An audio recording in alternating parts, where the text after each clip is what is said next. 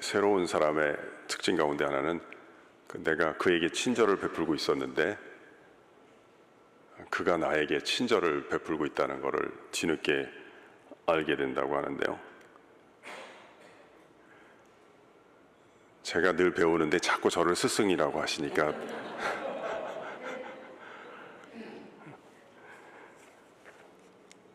서울여자대학교에서 학생들과 만난 지 꽤 오래되었습니다. 쉽지 않지만 또 나름의 기쁨이 있었습니다. 많은 이야기들을 학생들과 했습니다만 주고받은 이야기가 대부분 다 기억이 나지 않지만 1995년 3월에 했던 첫 번째 설교의 첫 문장만은 아직도 기억을 하고 있습니다. 제가 이렇게 얘기를 했더군요. 이렇게 많은 여자들 앞에 서게 되는 날이 제 인생에 있게 될 줄은 꿈도 꿔본 적이 없습니다. 그래서 학생들이 이 경건회나 기독교에 관한 이야기를 듣는 것을 참 불편해합니다. 그래서 제 소명 가운데 하나는 기독교에 대한 적개심을 조금이나마 해소하고 호기심을 유발하는 데 쓰임받고 싶었습니다. 그래서 학생들이 이런 걸 뭐하러 해야 되느냐 하여튼 짜증도 많이 냅니다. 그래서 강의 평가를 좀 유심히 보고 조금이라도 좀 이전과 이후가 달라지도록 노력을 하는데 많은 강의 평가가 있었습니다만 제일 기억나는 강의 평가는 한 줄이었습니다. 하마터면 기독교로 개종할 뻔했습니다. 그래서 참 싫어하는데 아무튼 그렇게 그냥 같이 시간을 보냅니다. 그러다가 보면 조금 불평의 톤이 바뀔 때가 있습니다. 교수님, 학생들도 많이 졸고 힘들 텐데 그래도 애써서 이런 걸 특별히 준비하는 이유가 있나요? 그러면 약간 구매 의사가 생긴 것 같아서 그때는 이렇게 대답을 하곤 합니다. 여러분을 가르치려고 하는 것보다는 만남의 주선을 위해서 이 일을 하고 싶습니다. 이 우주에서 수명이 가장 긴 존재와 우리 학생들과의 만남을 주선을 하고 싶습니다. 그런 얘기를 합니다. 사실 여러분 인생이라는 게 참 쉽지 않습니다. 여기 계신 분들도 겉으로 보긴 다 멋져 보이지만 알고 보면 다 불쌍한 사람들인 것입니다. 신학교 때 선생님께서 해주신 이야기가 늘 생각이 납니다. 상처받은 사람들을 대상으로 원고를 준비하라는 것입니다. 이 기차 소리 좋아합니다.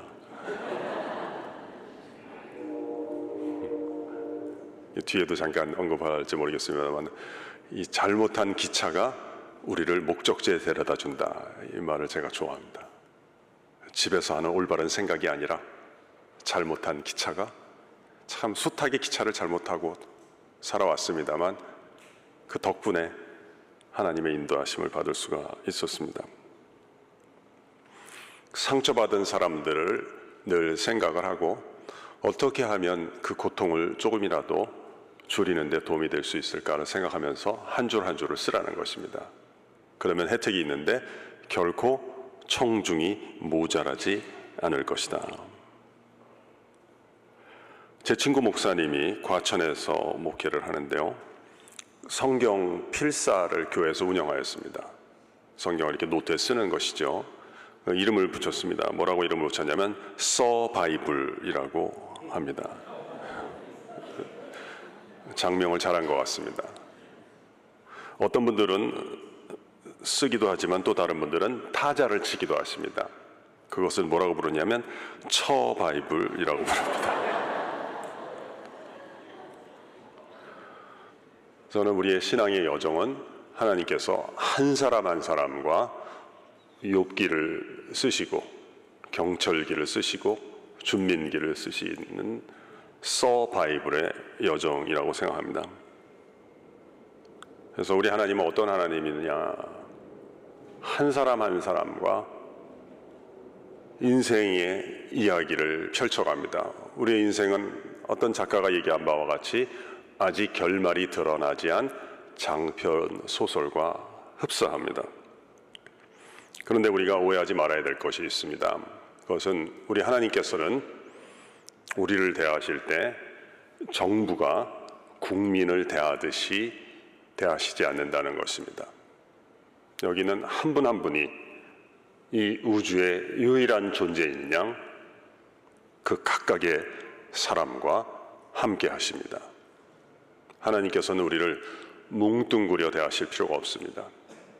우리 한 사람 한 사람을 돌보실 여유가 무한한 것입니다.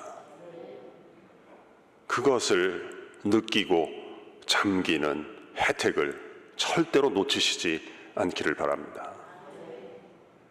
제가 목요일 날 인용한 것처럼 칼빈이 그 말씀한 한 구절 앞에서 마치 무한한 시간이 그의 앞에 있듯이, 마치 무엇이든 다 견뎌낼 수 있다는 듯이, 마치 그 힘이 결코 고갈되지 않는다는 듯이 한정없이 말씀 앞에 쓰고 자신의 글을 써내려갔다고 하는 것입니다.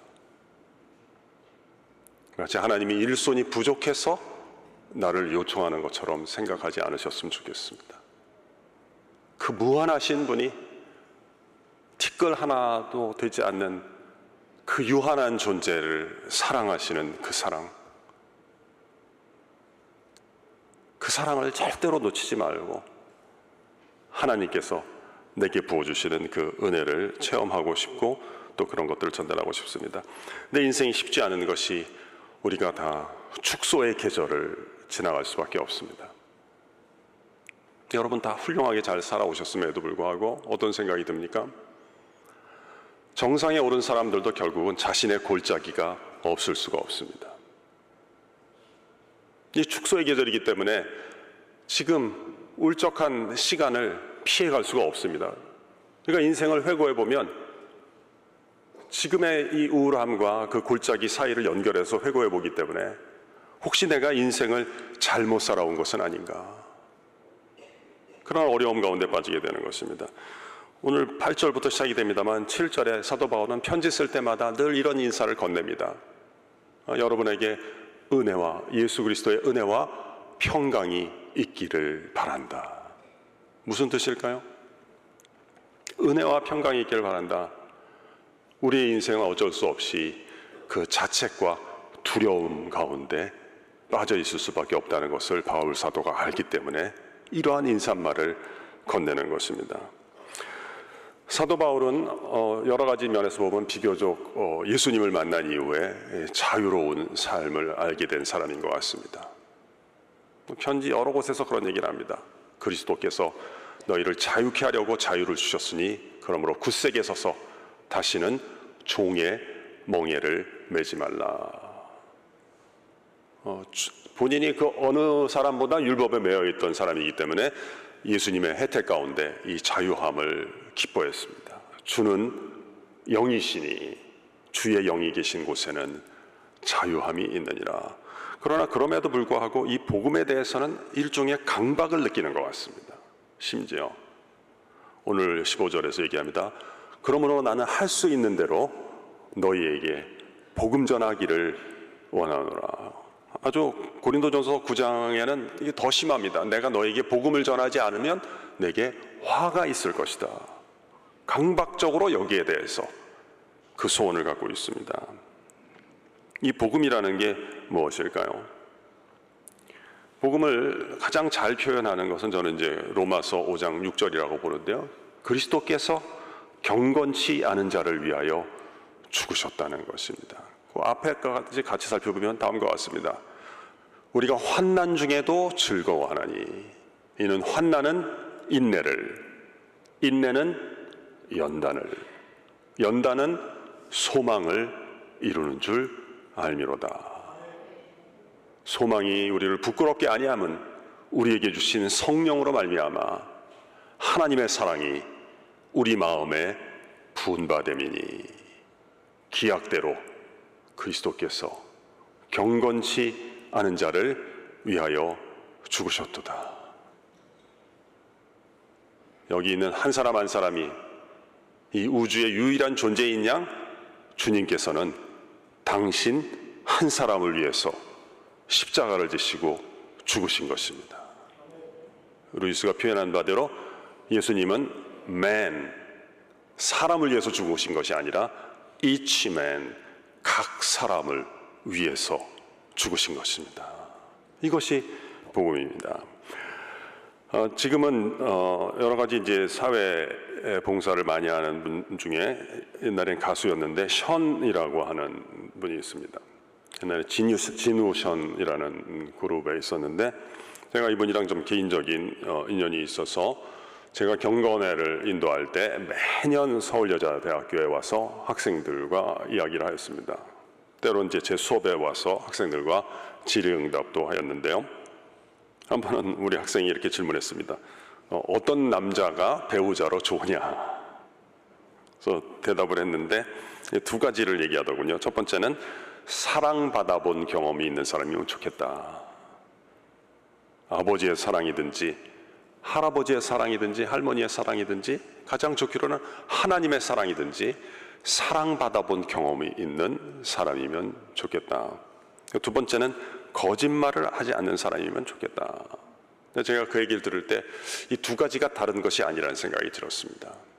이 사람이 이 두려움 가운데 있으면 그냥 뇌에서 시키지 않은 말이 혀에서 흘러나가는 경우가 있습니다. 근데 주님께서 우리를 사랑하실 때 로마서 5장 8절에 이렇게 말씀하십니다. 우리가 아직 죄인 되었을 때 그리스도께서 우리를 위하여 죽으심으로 하나님께서 우리에게 대한 자기의 사랑을 확증하셨느니라. 하나님이 나를 사랑해 주실 때 그 시점이 중요한 것입니다. 내가 나아졌을 때, 내가 괜찮아졌을 때, 내가 깨끗해졌을 때 나를 사랑하신 것이 아니라 내가 아직 죄인 되었을 때, 내가 허물 가운데 있을 때 그때 하나님께서 나를 용납하시고 용서하시고 출구 없는 사랑을 부어주시는 줄로 믿습니다. 그러니까 우리가 실수나 실패나 실책이 없을 수 없습니다. 근데 이 나의 실수도 나인 것입니다. 도려내고 싶지만 도려내고 내가 나를 사랑할 수 없는 것입니다. 우리 주님께서 나의 허물과 잘못과 모든 과오까지 포함해서 나를 버리지 아니하시고 나를 품어주시는 줄로 믿습니다. 여기에 관해서 저희 아이랑 한번 대화를 나눈 적이 있습니다. 이 자전거를 같이 타다가 이 친구가 그러더라고요. 자기가 기독교에서 너무 사람들을 죄인 하는 게 좀 자기는 불편하다는 거예요. 사람을 너무 낮게 보는 것이 아니냐. 그래서 제가 뭐 그런 면도 있지만 내가 생각하기엔 다른 면도 있는 것 같다. 그래서 어떤 면이냐 그래서 제가 물어봤습니다. 너 혹시 어렸을 때 알라딘 수건이 기억이 나느냐? 기억이 난다는 거예요. 이제 알라딘이 그려진 이제 비치 타월, 큰 조그만 보통 세면하고 하는 타월 말고요. 비치 타월이 있었는데 얘가 그 수건을 그토록 좋아했습니다. 근데 바깥에 나가서 잘 때도 엄마가 그 수건을 꼭 챙겨가서 덮어주면 편안하게 잠을 잘 잤습니다. 그리고 이게 오래돼서 헤어지고 뭐 때가 많이 타서 그건 이제 베갯잎으로 만들어 주었는데요. 만약에 그 수건이 이제 때가 많이 탔으니까 이제 버리고 엄마 아빠가 새로 사줄게 하면 네가 그걸 받아들이겠느냐? 자기 안 받아들였을 거라는 거예요. 아빠 생각에는 우리가 깨끗할 때뿐만 아니라 우리가 허물이 있고 때가 먼지가 탔을 때도 하나님께서 우리를 버리지 않으셨다는 것은 네가 그 수건에 대해서 느꼈듯이 우리를 얼마나 귀하게 여기셨다는 거 아니냐. 우리 지난주 목사님 이 말씀 말미에 해주신 표현을 제가 인용을 하면 우리를 예수님 자리로 받아주신 것이 아니냐. 예수님을 포기하실 정도로 내어주실 정도로 나를 귀하게 여기셨다면 우리 얼마나 사랑하시는 것이 아니냐. 그런 대화를 나눈 적이 있습니다. 여러분 주님 앞에 나와서 이 예배 가운데 침잠하실 때 우리를 향한 예수님의 이처럼의 사랑을 꼭 체험하시기를 주의 이름으로 축원합니다. 기회 되시면 꼭 읽어보시길 권하고 싶은 책 중에 브래넌 매닝의 아바의 자녀라는 책이 있습니다. 거기 보면 인생 최대의 비극이 있다는 것입니다. 인생 최대의 비극은 무엇인가? 우리가 하나님의 사랑을 받기 위해서 그 자격을 획득해야 한다는 그 거짓말을 사람들이 너무도 쉽게 믿어버린다는 것입니다. 주변에서 받거나 못 받는 사랑을 기준으로 하나님의 사랑을 생각하기 때문에 내가 하나님의 사랑을 받기 위해서는 내가 좀 더 나아져야 되고 거룩해져야 되고, 심지어 어떤 사람들은 자기가 완벽해져야만 하나님의 사랑을 받을 수 있다고 하는 이 거짓말을 너무도 쉽게 믿어버리고 그걸 갖다 그냥 전염시켜버리는 것이 인생 최대의 비극이라는 것입니다. 우리 하나님께서는 예수 그리스도 안에서 우리를 무조건적으로 내가 잘하는 것 때문이 아니라 나 자신의 자아를 하나님께서 사랑해 주십니다. 하나님께서 세상을 이처럼 사랑하사 독생자를 주셨으니 이는 저를 믿는 자마다 멸망하지 않고 영생을 얻게 하려 하심이니라. 우리 성경 일부분 한번 같이 따라해 볼까요? 하나님이 세상을 이처럼 사랑하사. 이 중에 어떤 단어가 제일 중요할까요? 하나님이 세상을 이처럼 사랑하사. 이 어른들은 제가 뭘 여쭤보면 틀릴까 봐 그런지 잘 대답을 안 하십니다. 제가 우스갯소리 하나 하겠습니다. 초등학교에서 공개 수업이 있었답니다. 네, 선생님이 뭘 물으면 한 명도 빼지 않고 다 손을 들고 선생님이 지목을 하면 다 정답을 얘기합니다. 함께 참관했던 교장 선생님이 너무나 놀라서 야, 이 반 아이들은 천재만 있느냐, 어쩌면 그렇게 잘 알아맞추느냐. 담임 선생님께서 비밀을 얘기해 주시더라는 거예요. 교장 선생님, 별거 아니에요. 제가 오늘 수업 전에 학생들에게 당부를 했거든요. 선생님이나 누가 손님들이 물어보시면 니네들 알건 모르건 무조건 다 손을 들어라. 그럼 이해가 안 되는 게, 그럼 간혹 틀리는 애도 나와야 되는데 모두가 정답을 말하지 않았습니까? 또 담임 선생님이 또 다른 비밀을 가르쳐 주시더래요. 손을 들 때 아는 사람은 오른손을 들고 모르는 사람은 왼손을 들어라. 우리도 그렇게 해볼까요? 이처럼의 사랑, 그저 일반적인 유신론적인 종교가 얘기하듯이 그 계명을 잘 지키면 상을 내리고 못 지키면은 책망하고 심판하는 것이 아니라 하나님이 우리를 너무 사랑하셔서 자기 자신을 내어주셨다는 것입니다. 바울은 이걸 이렇게 표현합니다. 내가 그리스도와 함께 십자가에 못 박혔나니 그런즉 이제는 내가 산 것이 아니요 오직 내 안에 그리스도께서 사시는 것이라.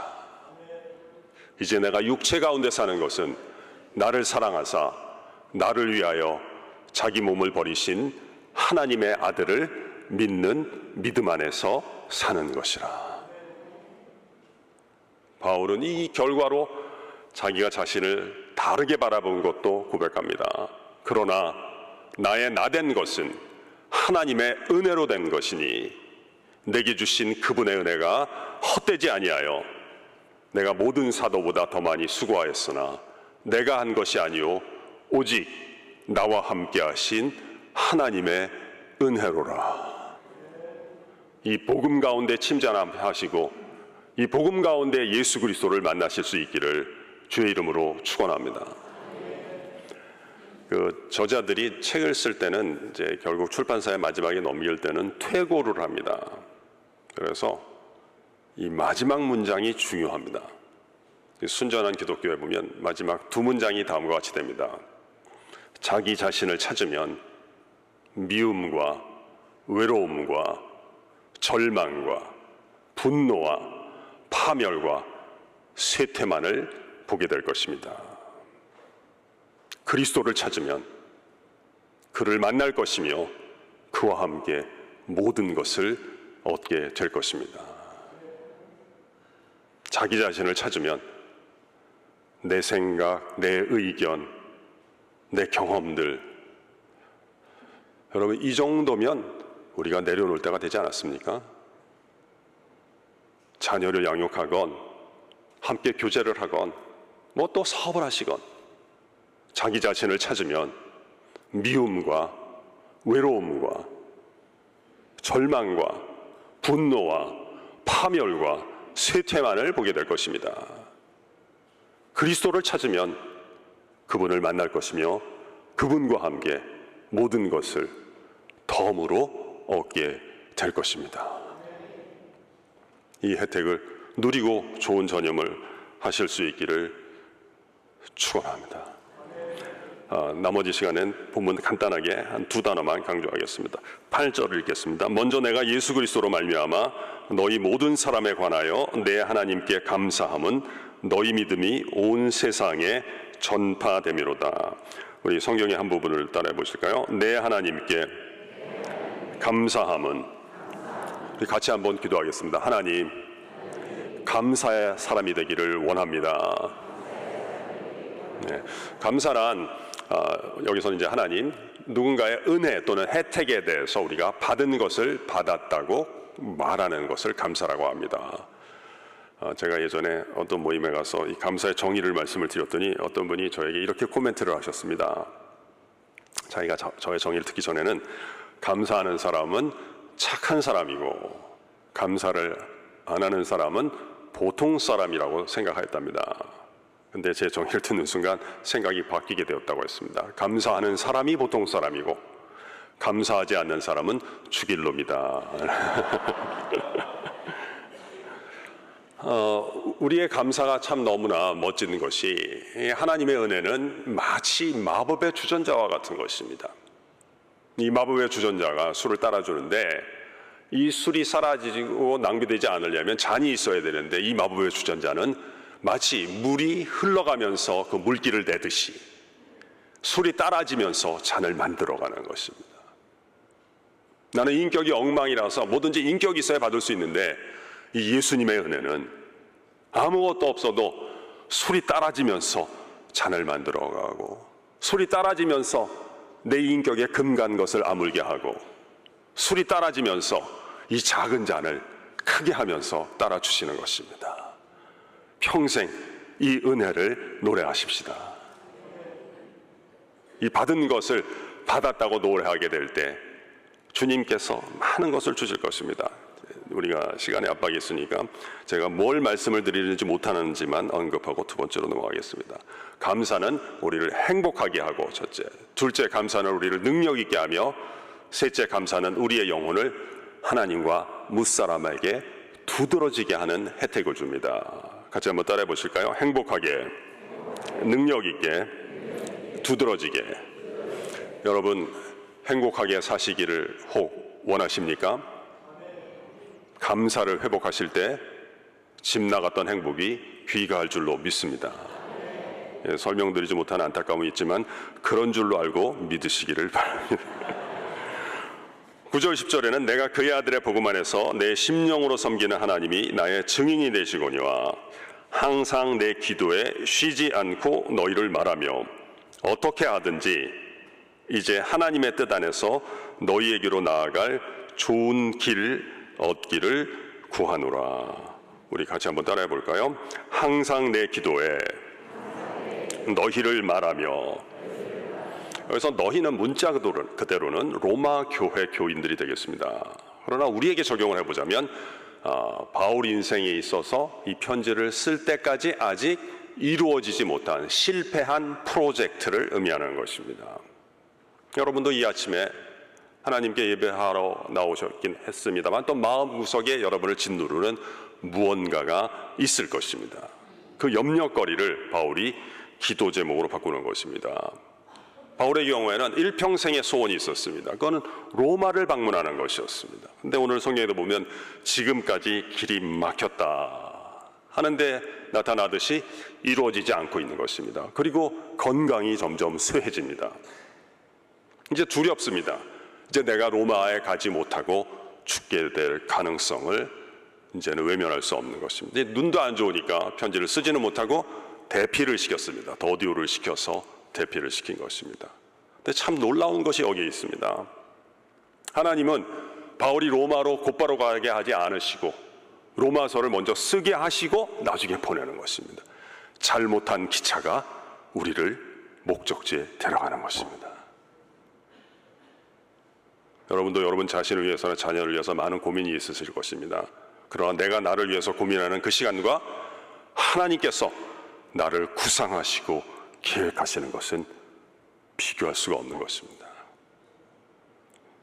보통 행복하게 살기 위해서 비교를 하지 말라는 얘기를 많이 듣습니다만, 공감하면서 저는 줄여야 될 비교가 있는가 하면 좀 더 해야 될 비교도 있다고 생각합니다.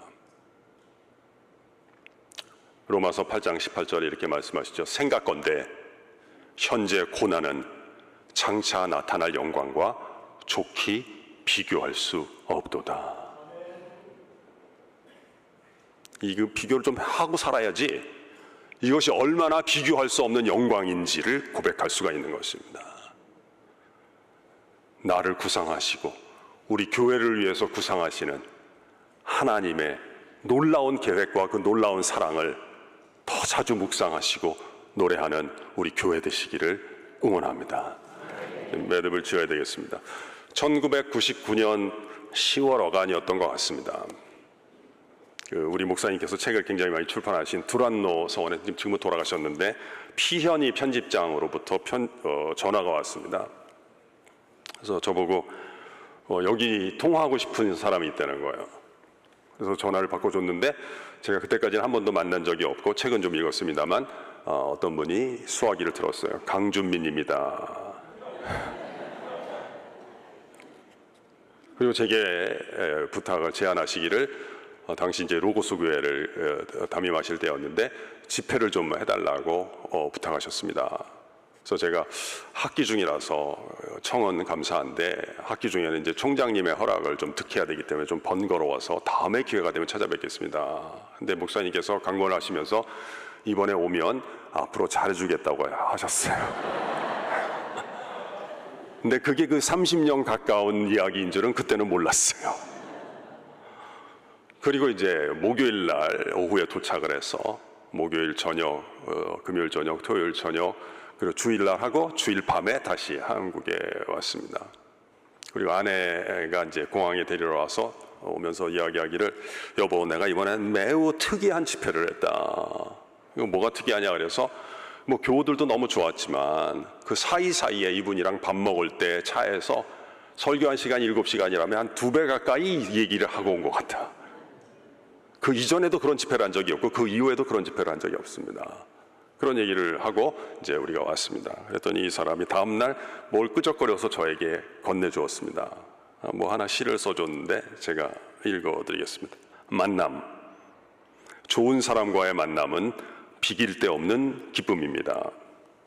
당신과 나 이곳과 저곳에서 각각 살다가 우연히 만난 줄 알았는데, 느낌이 같고 생각이 같고 소원이 같으니 우리의 삶이 배가 되어 넘칩니다.